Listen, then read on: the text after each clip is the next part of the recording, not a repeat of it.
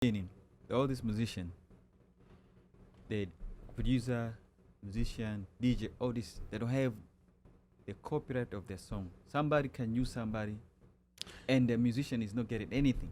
That's a problem that needs to be very big problem. We cannot do nothing until we have all this signing, and who knows going to get the royalty, what is going to get it. From my side of my country, we see that people are trying to get there, but it's very difficult. Yes.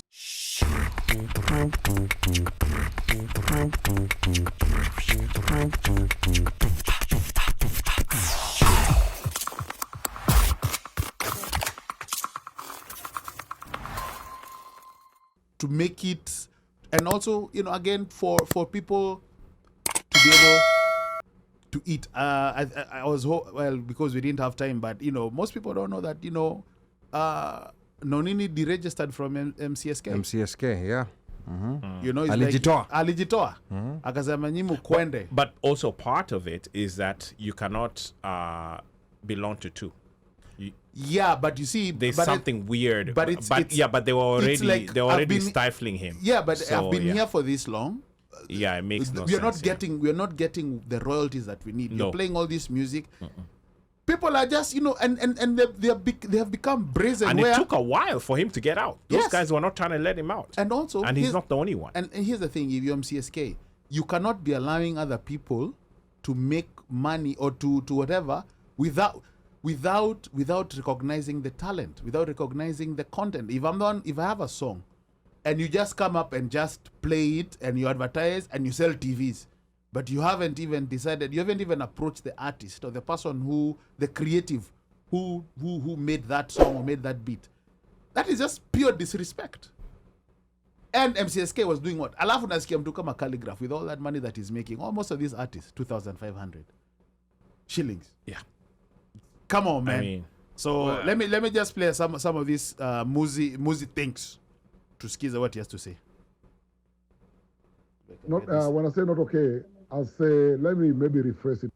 I am not okay. So just to provide context, when he said he had said he was not okay with Genge being the driver or the umbrella. So I asked him, why exactly are you not okay? So this was his answer to that. With it, when I say not okay, I'll say, let me maybe rephrase it nicely. I'm kind of like, I think it's a high time they give the categories from Africa the same energy they are giving all these other categories. Like gospel got 4 categories. I think they got traditional gospel, they got all these 4 categories within gospel. There's traditional jazz, there's so many categories that are broken down into many categories. So the thing of lumping up Genge, Amapiano, Afrobeat, Mapuka, or Kwasa and Dombolo in one category, those are different genres of music. So we just need also that kind of attention. But don't get me wrong, I celebrate that the first step they've made the first step, So within the Kenyan fraternity, it's good we see Genge in there, but we cannot just assume that Genge have their own category. No. Genge is going to be competing with all these other energies coming from other regions of Africa. So one thing you have to realize, Uno, is like the Grammys are not set up for us. Even reggae struggled the same way, and then reggae ended up getting their own category.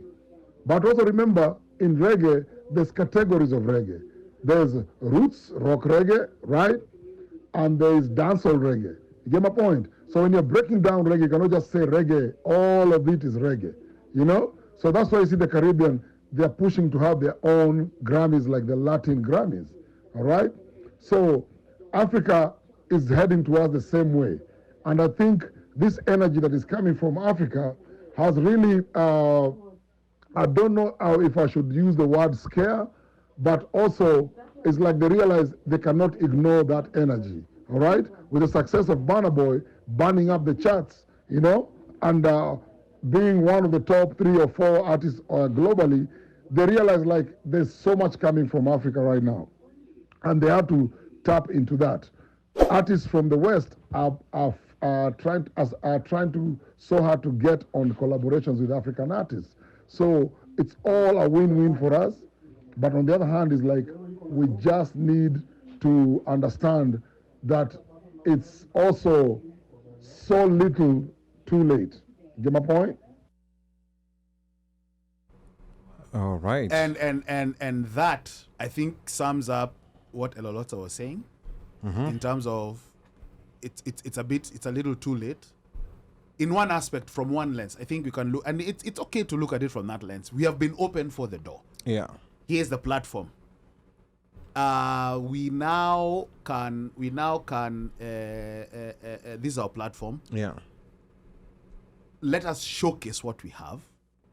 Let it be known that you have ignored us for long, but this is where we are. This is where we stand. This is the talent that we have, and you're going to put some respect on our talent.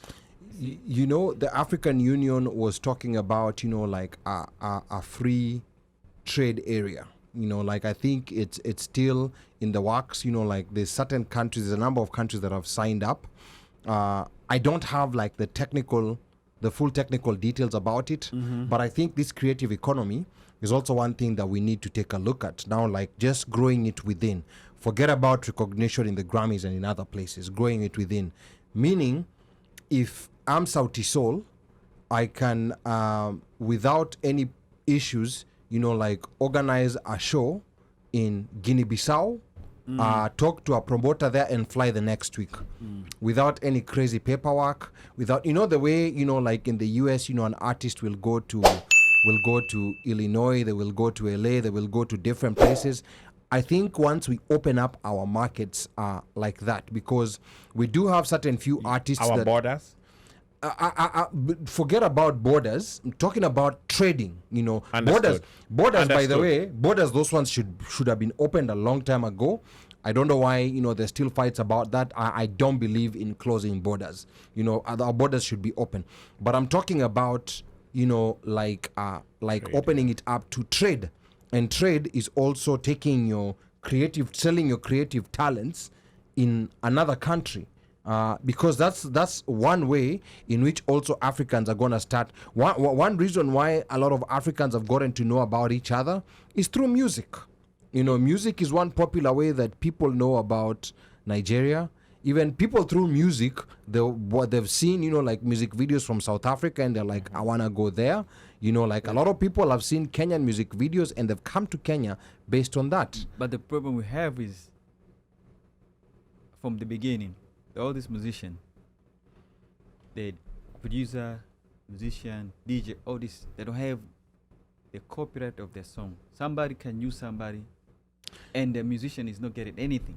That's a problem that needs to be very big problem. We cannot do nothing until we have all this signing, and who knows going to get the royalty, what is going to get it.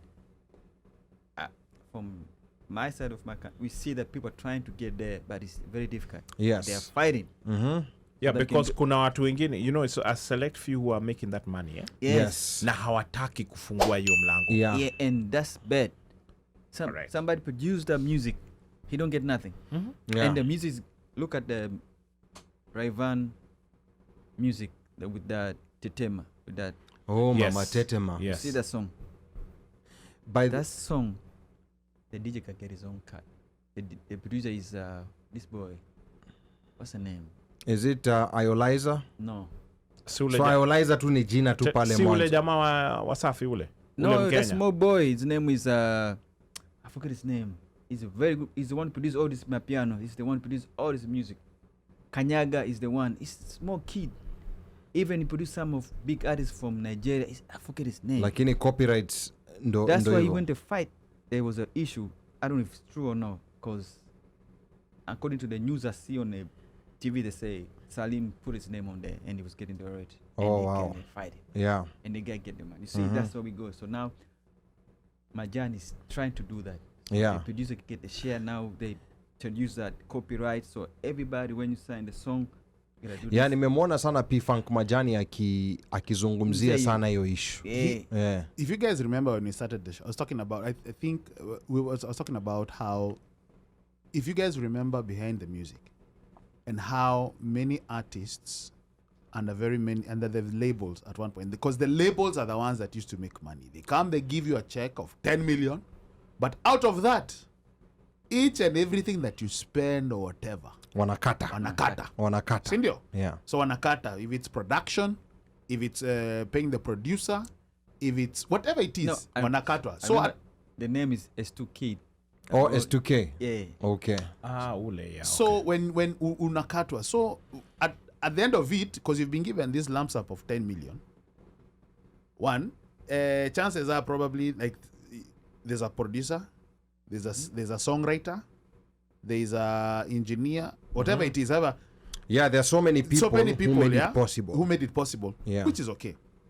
So, but the eagerness with which to want to show that tumefikiwa or tumefika is what I believe many African artists might fall into the same trap.